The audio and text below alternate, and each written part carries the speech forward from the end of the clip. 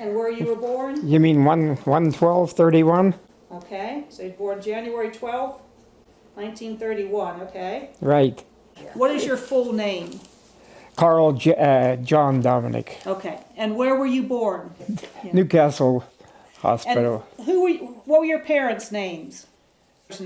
Carl and Stella. Okay, and what did your father do? Maintenance man. Okay, where did he work? Actually, he worked in 3 or 4 places. I don't know. The last place was Universal Rundle. Uh-huh, okay. A lot of people did that, didn't they? Yeah. In National Plumbing in Elwood City, him and I both worked there. Okay. And did you have brothers and sisters? No, No, you were only child. I'm the only one. Okay, all right. Well, that gives me a little bit about your background.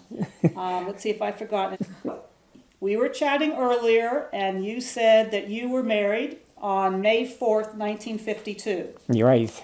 So at the time that you went into the service, you left behind this lovely lady, Right. right? Pregnant. Pregnant, okay. All right.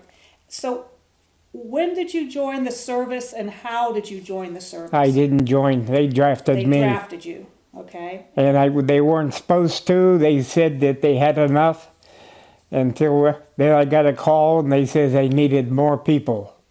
And when And that was that? simple. When was that? Yeah. What year or date were you drafted? October 1952, so what kind of training? Training down in Kentucky? Training. So it was basic training, no specialized training. No, just regular regular Yeah. soldier training, that's all. Okay. What stands out most to you about your training? What do you remember the most about your training? Well, how you had to do everything that the sergeant said, otherwise you'd have been, they'd punish you some way. I mean, that was the only thing How did you get to your training? Did you go by train, or how did you get there? by train in Newcastle. Okay. Me and 2 of my buddies and a neighbor. Okay. So you had others going in with you at that time? With me, there was 3 or 4 of us on the same train. And did you end up serving together with them? We trained together. Some of us was in the same building. Uh-huh. And what was your military rank, or what were you at that point? Oh, just plain private. Privates, okay. All right. That's all they called us. Okay. All right. Just so I'm looking. What was the hardest part about training? Trying to learn some of the machine guns. Yeah, that was it. Otherwise, it was just a plain rifle. Whenever they took us to the machine gun, we had to learn that 50 caliber there. That was probably about the hardest. Were you familiar with rifles before you went to the training, or No. did you hunt or anything? No, I never handled a gun before I went. So it was all new. What was the hardest part of military lifestyle for you? That I was married and had a pregnant wife. You were leaving at That home. was the hardest thing. Well, then I had mother and dad home, which they cared. I say, what was their reaction to you being drafted? No, my dad was pretty ticked off. Yeah. He I was was. afraid a lot. Said it shouldn't even go. I mean, there was a law, I don't know if it was a law or what, that if you was one child in the family, you're not going to be drafted. But they did. What was the best part about being in the military for you? The best part, that I had 3 of my neighbors with me. I believe, because I could see where the other ones, they was by themselves trying to make friends. but I already had mine. Okay. Are those, I take it they're all men. Yeah. Are any of them still around? Are any of them still living? No, let's see. No, they're All three died. Yeah. Johnny, Silky. I mean, we kept together whenever we got drafted. But here's the bad part. When Basic was over, the three of them went to Europe. I was the only one that went to Korea because my name was from A to M. And their names started at M to Z. So that's what they tell us. Uh-huh. Right. But Okay. you met a lot of nice people, especially Johnny Landy out in California, kept in touch with you for quite a few years till he died. Yeah, they stuck us on a boat. There was 4,000 of us. That guy's telling them, you got breakfast, and when you got breakfast, you had to go around the back of the ship and line up for dinner. Or dinner, whatever it was. For a noontime dinner, Yeah, was that many? yeah. Well, there was no time. Right. Whenever you got it, you got it. Uh-huh. So you after basic training, they put you all on a ship, and when was that? Do you remember when you actually left to go to Korea? No. It was in the spring, Yeah. I would say. So you were, I'd say they knew in March, but I think they probably got there in April by the time they got to Seattle, and from Seattle down to San Francisco and on the ship. so how did you get to Seattle? You mean when I come home? No, when you went from training to where you got the boat. Did you take the train out west? Hmm? Didn't you take a train out west? But you, I think I flew over. all right. So you got on a ship in California, and besides getting meals when you could, what else do you remember about your trip to Korea? Did you have to train while you were, do things? No. I was sick. Yeah, we got on the boat, and they did stop at Hawaii and drop some of the guys off there. And then the rest of us from Busan. And we were put on a truck and took to our company. It was up north.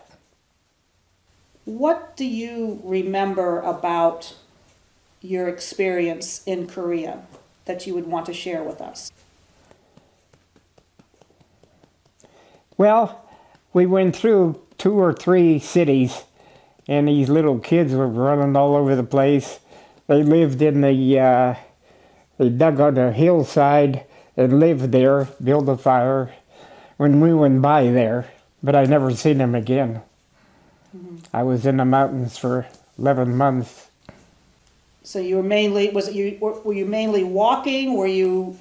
How did you get around if you were in the mountains? You mean, let's see. No, they put us on a truck in Busan and dropped us off at our company, which was halfways up. And from there, they separated us to what company we was going to be in. And that was almost at the main line. So that's all I can see. I just had a rifle, that's all. That's And we went to the mountains, funny, because they lost 2 guys. First night there, they put me on patrol. that they made you corporal then Yeah. when they lost. Were you with somebody on that patrol? Oh yeah, there was about 10 of us. We go like this here. The theater, they're there. But as far as I can remember, it was a lieutenant and a sergeant. Well, we lost a couple coming home. And you weren't very old then. You were what, 20, 21? 21. Obviously you were in active combat then at that point. Well, it's a patrol, and actually, like I told her, we lost a machine gun guy because we did find them. They wanted to know if they were there, and we did find them. We lost them, and I took over for him. And I think that's what made me to get stripes so quick. I think, my own guess. But then we went back to the company and started over again on another hill. So you did that for, you said 11 months? In Vauxhall. Yeah. Did you spend your time in foxholes? No, because we roamed the mountains and to see if they was hiding there, so that we could notify the big armies and the airplanes and everything. That was our job. Okay. How do you think your combat wartime experience changed you? Protect yourself. That was about it. How was it? Don't take any crap from anybody. That's about it. So you had to learn that. And what kinds of friendships and things did you develop while you were serving? Well, we was what? What kind of friendships did you develop while you were there? There was one black guy who was very good. And he helped me a lot. And then the guy from California handled the 50 machine gun. He was another good friend. I can't remember his first name. John. Oh, okay. John Landy. And you stayed in contact with some of those men afterwards? Oh, yeah. A little bit. Well, especially the black guy down in the south. But I don't know what happened. Okay. While you were over there, how did you stay in contact with her and all these lovely people that you left behind? That's a Korean that helped him out. You didn't think about the only ones I thought too much back home was the parents and wife and kid. Yeah. Okay. Did you get? So what did you do for your recreational time, your off time? Yeah. You mean while I was there? Right. There wasn't no recreation in yourself, and you're trying to do the job that they send you there for. No recreation. Yeah. But you got some time off from time to time? I was trying to think, yeah, because they sent me back for a week, I think, because when they heard about what I did on the first, and they trained me to become a sergeant while I was back, and they gave it to me, and sent me back, and then I was in charge of the guys, the parole team. Okay. That's how I got that. And how was that different for you? Well, I was still one of the guys. Yeah. That's about it. We had to work together. And you said there were how many that you had? 12 or so? How many were in your patrol? 23. 23. Okay. Yep. So you're responsible for 23 men. Yeah, we lost that one. We occasionally would lose one. That was difficult, Well, what happened was we was getting to the what was that number? 38th parallel. Yeah, we was getting close to it, so things were getting. There wasn't too much going on, and we got to it and we stopped. We were ordered to stop, and I was due to rotate home anyway. So And so you stopped there on the on the parallel. that, yeah. Yeah, they started moving us back. Was there anything you did for good luck while you were there? Did you have any sort of a good luck charm or anything? No. What did you have in your billfold? Oh, that's right. I had my dad's, what was that? For a math little book. Religious medal. I carried that around right here the whole 11 months. Okay. Well, when you're at Mass way. Yeah, the rosary medal. Yeah. Well, while it doesn't sound like a good experience, what was the best part of your service experience? What was the best part of your time over there? Best part. Well, when we was in basic training, her and Betty Lou, Well, that's they come down to see us. the other She was pregnant, and the sergeant, he was so good, he gave us a room and gave them a room. Well, he had us in the mess hall till they come back from training. Yeah. And wait, shortly after that, they sent me away. What about while you were in Korea? Anything that sticks out for you from Korea that was good? The what? Any good experiences while you were in Korea? Well, they send you, being as I was a sergeant, they send us sergeants to Japan for 10 days. No, a week. And we did nothing. I shopped and sent her stuff. Well, That was about it. that's good. Then they send us back. Yeah. So how do you think your military service affected your life going forward? No, not at all. Really? Okay. I was raising a family, buying a house. I didn't pay any attention to the service then. Right, Doc? Okay. All you had to do was come back and decide which job to take. Well, I'll tell you what. Years ahead, I joined the VA, and I get a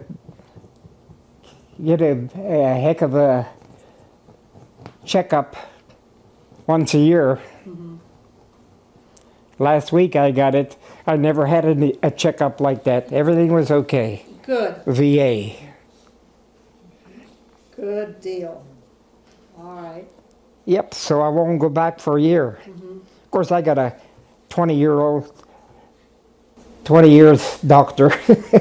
Well, Magda. she's a little older than that. She looks about 20.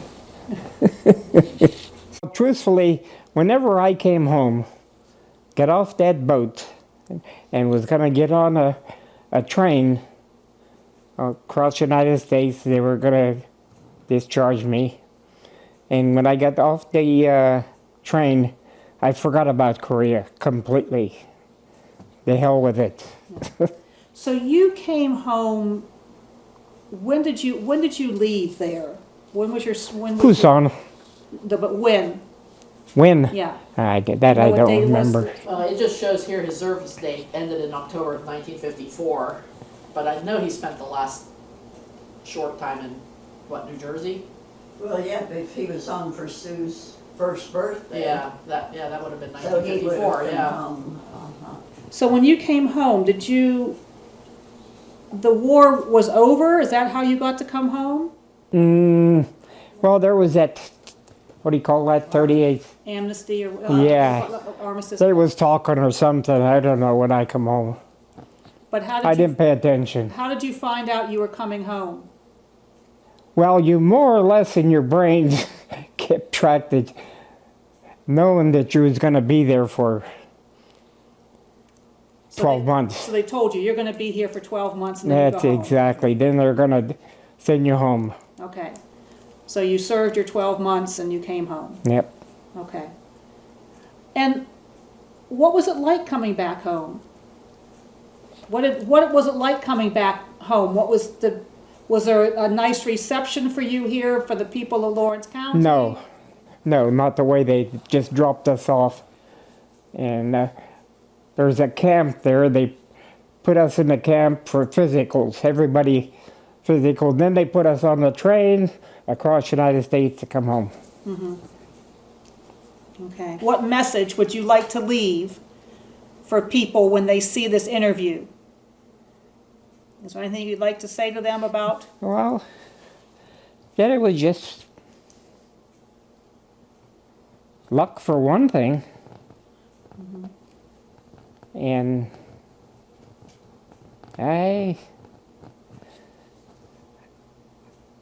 well, it was almost over, and, you know, there wasn't too much probably they'd think about it. I don't know. Okay. Okay. You did your duty for your country. Yeah. So, So there was things that I had to tell a guy or tell somebody, hey, I spent 12 months out of here for this country, or, you know, you run into that. right. But I mean, you wear your hat. We know you're a veteran, right? Yeah, Right. it's right over there. It's right there. I mean, I see you when you're out. You've got your hat on. So- Betsy made sure it come out. And what else do you go for? Your discounts. You get your veterans discounts. You get your veteran discount. Oh yeah, 10%. Yeah. Yep. I didn't start with it, but then I did. Every restaurant would go that gave it. All right. Is there anything else you'd like to add in that you haven't said so far, or a story you'd like to tell? Is there anything else that you want to tell us you haven't told us about your experience? You mean about for over there? Uh-huh. Or even just in the training and stuff? No, I tried to forget about the mountains and well, you see, the mountains, you're not mixing with the people. I did one time through Pusan, taking me up, and all I seen was the kids running around there, and that was about the only thing I thought about for a while. The children were looking for food. Okay. But they were still living there. I mean, the place was bombed out at that time. Yeah, so I don't know. What do you wish more people knew about veterans? You mean what do they? You know, if you're out and about, that you wish that Oh. people knew about veterans. Just like I was getting in the car, her and I was shopping, and this lady stops me, and because I had my hat on, Right. and she thanked me, and she says, I always like to talk to veterans and thank them. Occasionally I'll get somebody like that. Quite a few times. Yeah. And that's good. That's good. Yeah. But it don't bring back anything back in my mind. Right. So after you were in the service, you came back here. You had a lovely wife and a 1-year-old daughter. 1-year-old daughter, right. We had to find a place to live. And did the veteran services help with that at that No, point? no. They didn't have those kinds of Nothing. things? Nope. Then? I didn't ask them. Uh-huh. Well, the veterans helped you buy the house that we lived in for 66 years. Oh.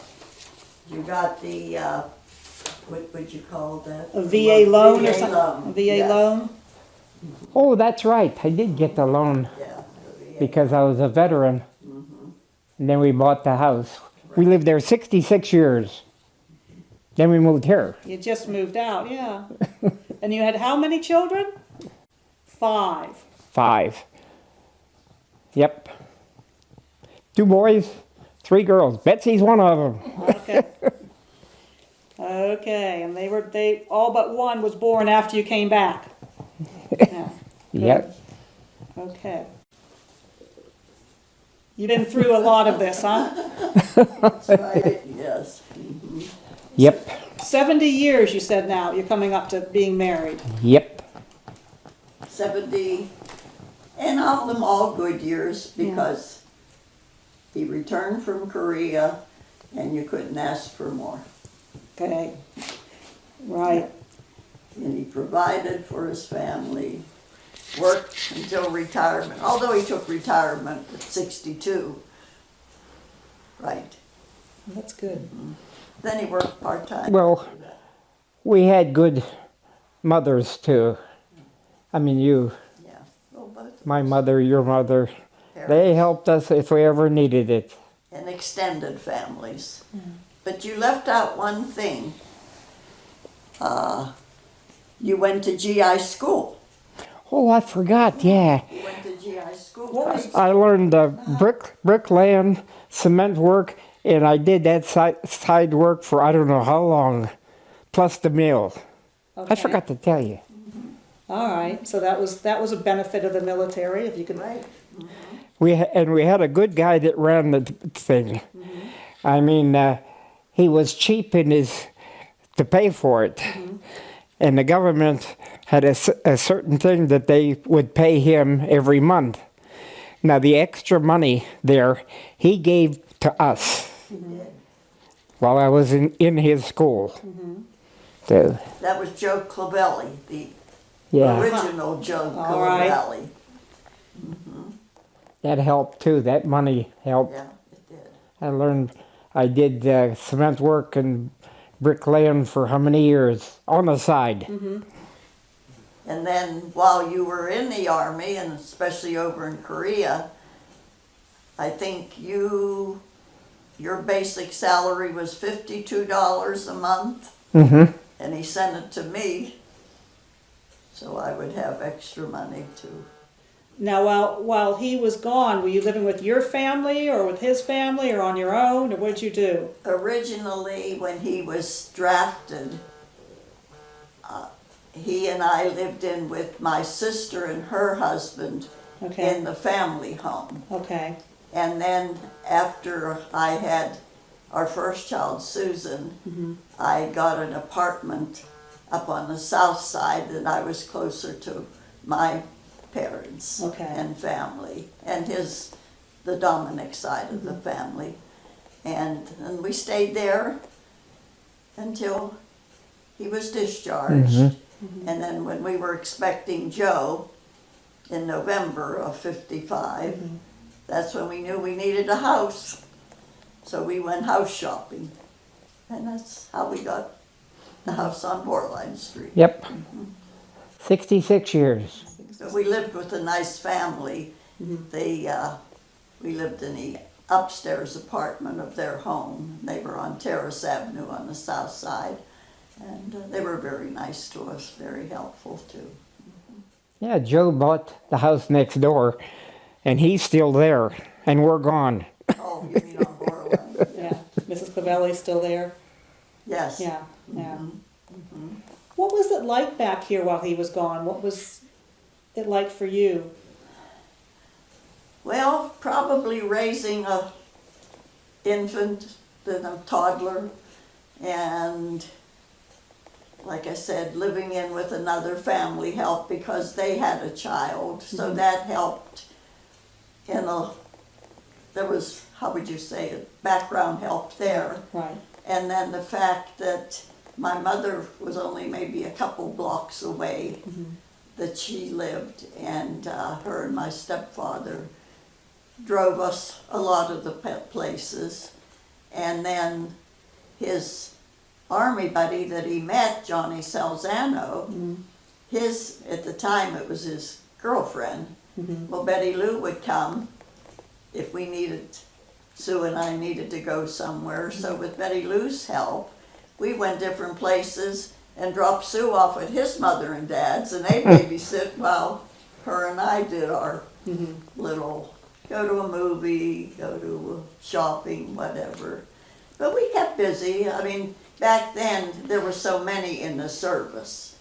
Between the ones that we watched all my mother's 6 brothers go to World War II, and then neighbors that you were used to that experience of people being in the service, and you were running the homestead. I remember when I come home from Korea, I had to go to Fort Meade. And they assigned us veterans that we had to help train the new guys in there. But they gave us a pass every week, and I drove home to see you on the weekends. So we had to help train them guys, but the war was stopped anyway, but we had to do it, and we did it, and then they finally discharged me. Right. Get the hell out of here. How about when your friend Sylvester, we called Silky, he wandered off, who was driving? Tootie Williams? But he wandered off at the bottom of Sunny Avenue Hill. Oh, yeah. Silky. Yeah. Whenever I drop him off, he'd say, wait a minute. He put a hat on, he put gloves on, he put He made himself look. all kind of pins and everything on himself, and then he walked up the hill to his mother and dad. And his wife, and she was from Poland. He married a girl from Poland. And, but he would put all these, like he was, and he's the one who went to Germany. This was before they were discharged. And he said he'd get all dressed up with all his medals and hats. Silky. She didn't know any different, Yeah, you know. Betsy, you remember any stories that he needs to tell us? You know, more than once where he used to help the kids there, whether it was to give them some of his rations, if they had candy or you know anything like that. Just because he said he felt, you know, bad for them, you know, with the situation. Or this fellow soldiers would wait for his packages, because everything was homemade. Yeah, yeah. He actually, I believe, had a camera. So you had care packages Yeah. coming from the U.S. Yeah. Yeah. Yeah, Yeah. they waited for the mother, the aunts, you know, that used to send different things to you, and you would share them with the guys and the kids. What did I really like that they sent? Probably cookies the most. Yeah, that's me. I forgot one thing. Whenever they took us down to Pusan from our company and that, we had to strip down. The boat was sitting there, and there was a railing that you got on the boat. No clothes, not a bit, because they were stealing the guns. And once you got on, they had a soldier on each side, threw the clothes to you, and that's what you wore on your way home. And I was just thinking that. Otherwise, I did have a good pistol to bring home. Souvenirs. You had souvenirs. I just to bring gave home. it to the guy who stood on guard. Here you go. I had to. Right, right.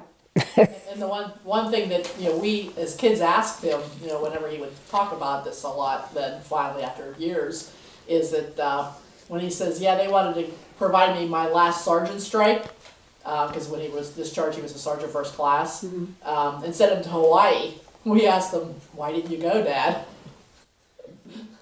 Why didn't you go? Why didn't you go to Hawaii? Well, they didn't allow you. No, Oh, you mean? Oh, they stopped. They stopped at Hawaii on the way to Korea, and they dropped off so many guys. No, at the end, she said they wanted to send you. Oh, why didn't I stop then? To They didn't stop then. They just kept going. But they wanted you. So it was a re-enlistment. yeah. Oh. So you didn't want to Yeah, re-enlist. she was waiting with him, with Sue. Well, who was in the front line? The U.S. soldiers or the Korean? Oh yeah, I wouldn't put anybody else. Yeah, I knew the guys that were trained, the guys that would do their job And he could trust. when I become sergeant. And then there were some that disappeared Yep. on their own. Well, some of the sergeants, when they take us to Japan, they Dis- never got back on the airplane. They had to hunt for them. They went They AWOL. just stayed there. And what would happen is they'd be catch them, put them in jail. Huh? Were there prisoners of war? I never remember you. I never. No, remember I don't hearing them. remember. Yeah, No. Not on the job that we had. yeah. Ask him if he was injured. It was a case, certain cases, it's either you or me. Were you ever injured? Huh? Were you injured? Were you shot or hurt? Right here. Through a hand grenade. They were throwing them and it exploded. And it exploded in the side of my face. Ooh. Yeah, it's still there. It's not. So were you taken out of service for a while to? No. They patched it up. They brought somebody down, they patched it up, and that's about the history. Anything I don't else think- anyone can I think don't of? think I even knew. Nothing to worry you. Well, you know, I think the whole thing with my case is that in my mind would be her and Sue. That made me make sure that I was going to do things right and do it and go home. I think that's what. Did you have pictures of them when you were over there? Was she able to get you pictures of the? Yeah, the Korean. No, but did she send you pictures of Sue when you were in? Oh, yeah. Yeah. Yeah. I'd always send pictures of. I had to give him back to the Korean and he had to send them back. Well, no, the ones I would send you of Yeah. Sue growing up. Yeah. And then when he came home, she was so used to me always having a picture to show her. I think that's why she ran right to him, that she knew who he was. That's wonderful. I was a sergeant. I used to make $12 a month. That's right, you got that. And then separately, I got the $52. I said, I don't even pay a water bill for that now. What do I got a month then? Yeah. But my rent was really cheap there. And then, Yeah, I forgot what my commander called me in the office on the day before I left. And he wanted to give me one more stripe and he wanted to give me a raise in pay. And he says, if you signed, 2 years? I forget what he said. I said, you could sign me for 20 years, I'm going home. So this picture is wonderful of you. So this is one of the pictures that was during the. remember him? Oh, yeah. Poe on there or who? Yeah. Did you see it? Yeah, I got it out. Yeah, of she your- Oh, you got it out of there. I'll be darned. That is something. Yeah, all right. All right, well, I think those are the questions that I have, but I'd probably leave something running that we can look at some of these things and know what we're looking at. Find you. Oh, yeah, here you go. This is whenever I'm pointing, whenever they made us stop. Pork Chop Hill. One of them. Christmas. The Christmas. day That it was- ended, it says July 27th, 1953. Yeah. That's when they signed the papers that they were going to sign more, I don't know. And this says Christmas Hill. The end of it. And that's you down in the bunker.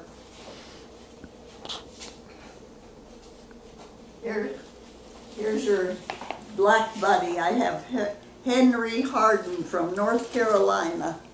The one that you said was so good. The one I said that was, And I couldn't think of his name the other day. he was one of my best helpers. You look pretty tough there. I don't know.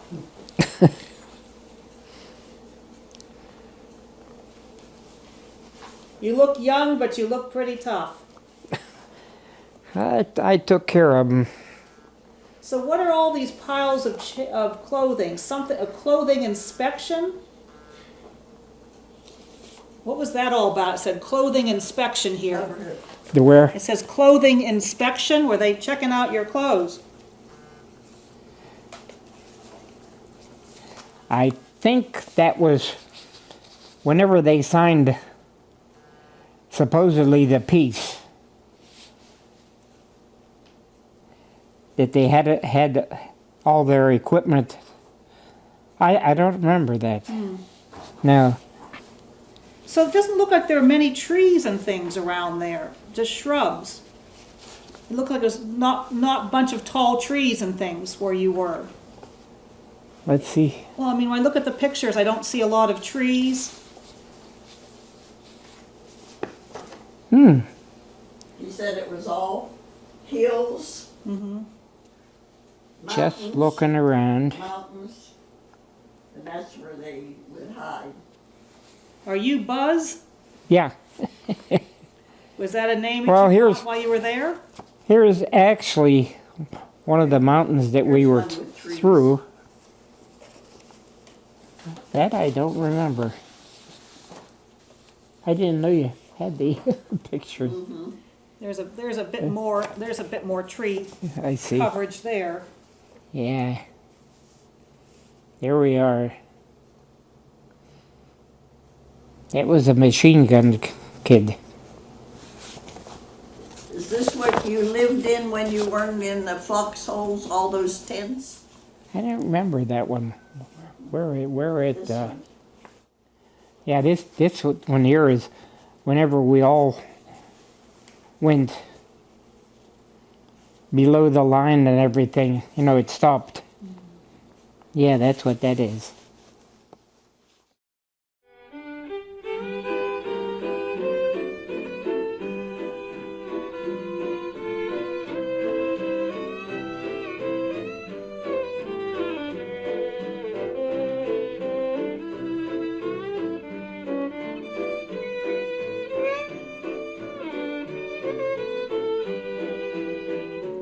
Our dear old mother's heads are hanging low. Got our orders to Korea, we must go. So mothers, don't be sad, they've done made us mad. Korea, Korea, Korea, here we come.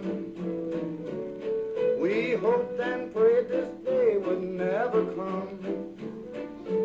But for freedom we would never, never run. We'll fight till we die. That's the American pride. Korea, Korea, Korea, here we come.